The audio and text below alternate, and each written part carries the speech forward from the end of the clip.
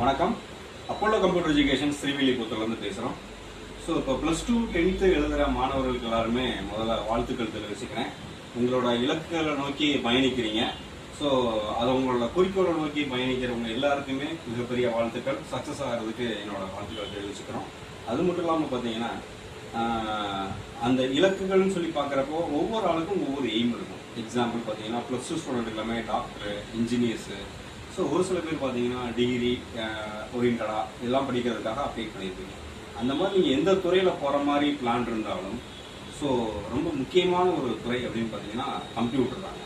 இந்த கம்ப்யூட்டர் அப்படின்னு எடுத்துக்கிட்டாலே கம்ப்யூட்டர் ஃபீல்டில் ஏதாவது விஷயங்கள் அப்ளை பண்ணிக்கிட்டால் மட்டும்தான் நீங்கள் உங்களோட ஃபீல்டில் லாங் டைமாக ஸ்டெயின் பண்ண முடியும்.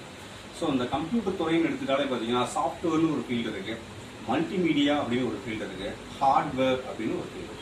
ஸோ இந்த 3 துறையில் ஏதாவது ஒரு துறையை நீங்கள் தேர்ந்தெடுத்து உங்களோட நாலேஜுக்கு ஏற்ற மாதிரி ஈஸியாக அப்ளை பண்ணிக்கலாம்.